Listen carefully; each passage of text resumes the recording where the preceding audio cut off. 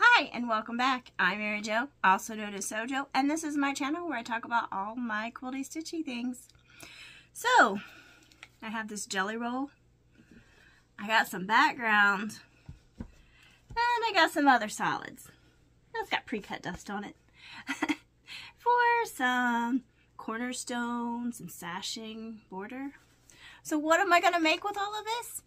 Well, I'm going to make a pattern called Dream Weaver, and it's a free video tutorial from Missouri Star. Here's a look at this block. It's just a ribbon weave block with the sashing and cornerstones. So, now I am going to do mine a little bit different than what Jenny does. Now Jenny suggests making one block at a time. I don't do that. I never do that. I don't like that. So I'm going to do mine a little bit different than Jenny does. Now I am going to link the video tutorial in the description box below so you can watch her video tutorial. And I'm not going to give cutting instructions because it's not my pattern. But other than that, let's get started. Because all we need are some squares and rectangles. Okay, so I have all of my fabric cut for the blocks. Now the jelly roll I use is Wild Nectar from Crystal Manning. This is probably the oldest jelly roll I own. And I've already cut it all up. We have some print squares, some white squares, and some print rectangles. So the first thing I'm going to do is I'm going to take all these print squares and sew it to a white square. However, because I like to pin, I'm going to pin all these before I take it to the sewing machine. Is it necessary to pin all these? No. But do I do it? Yes, just because I like to pin.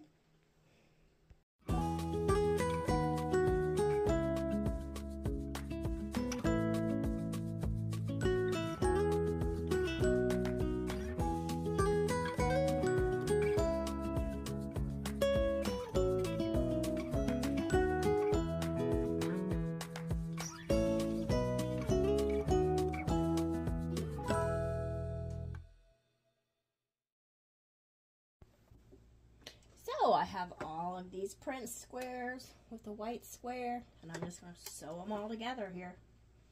One big long chain.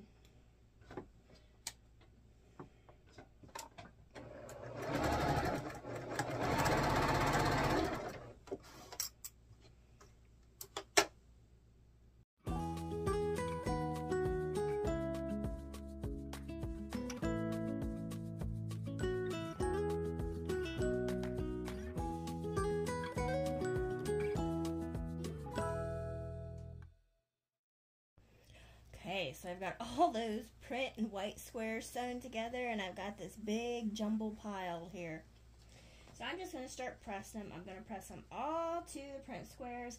Now I keep my pieces all together, all chained together until after I press and start sorting. That's just me. You don't have to do it, but that's just what I like to do. So I have a bunch of pressing to do. I'm going to set the seams and then press all of these to that print square. Okay, it's going to take me a while.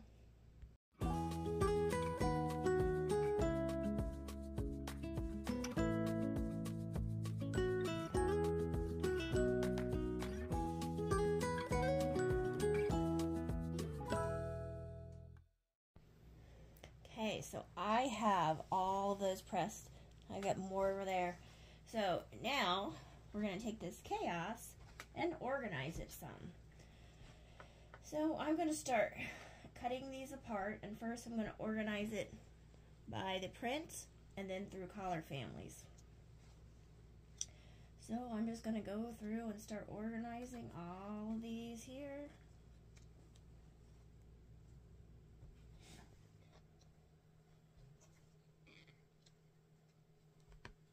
And I'll let you see how I work.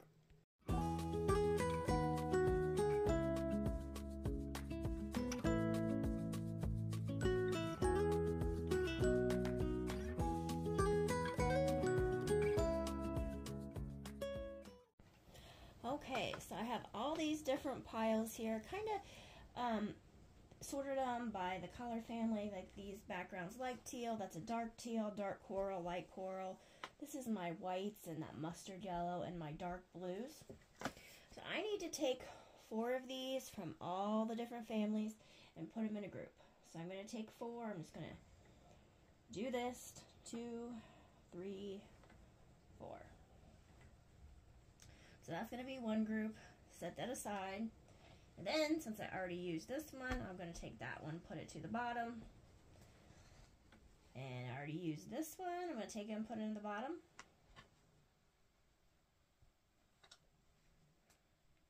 And because I'm going to want these different, I'm actually going to take the next group. Put that to the bottom too. This one, I will just take this one, put it to the bottom. And I will take these 2 and put it to the bottom. Alright, so now I'm going to do my next 4. 1, 2, 3, 4. Alright. And so forth until I have all of these in piles where I want them to be. And I am keeping these organized like this. So this is a group of 4. And then this group of 4, I'm just going to take and turn it that way. And so forth. Alright, I'm going to keep going until we got them all sorted into piles of 4.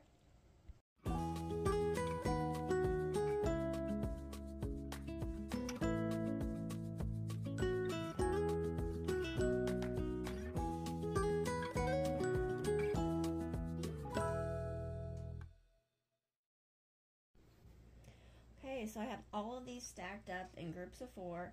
So I'm going to take the first group of 4,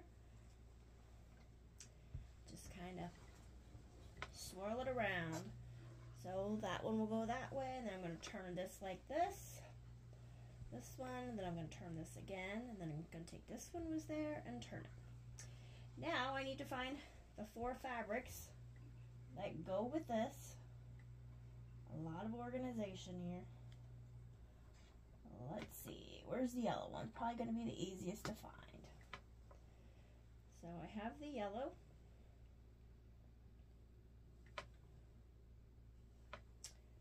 So that goes there.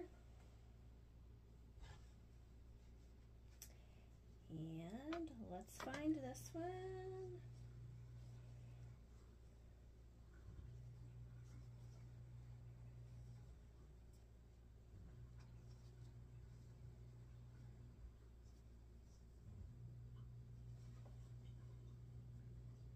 Probably go through and put these in color families like I did the other ones. Might make it a little bit easier for me. There's that one. So that square's there. So that means this one will go up here. So I still need to find that one and that one. That one's right there. So that means this one goes over here. And I need that. That one.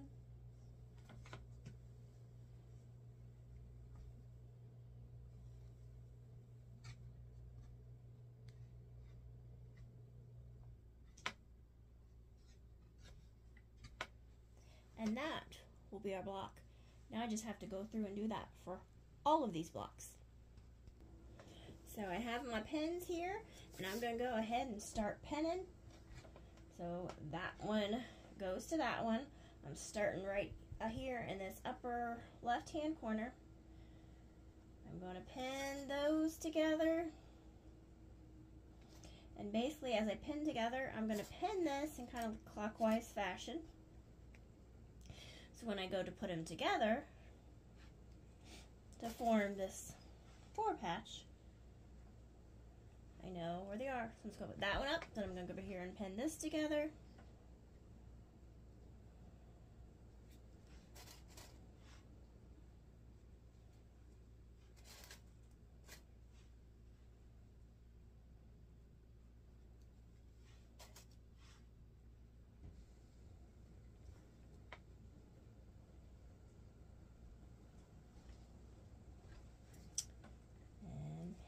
one together.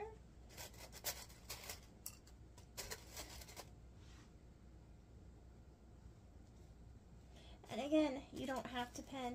It's not necessary. It's just something I like to do. So I will. I think penning is my favorite part. I know that sounds strange, but it is. And I wouldn't want to miss my favorite part. Okay.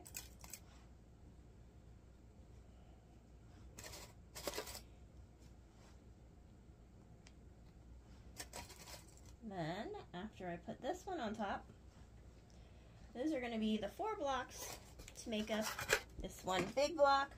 I'm just going to put a pen right there in it so I know all those 4 go together. And I'm just going to continue to do that with all of these. And I think that's a good place to stop for now. All right, till part 2.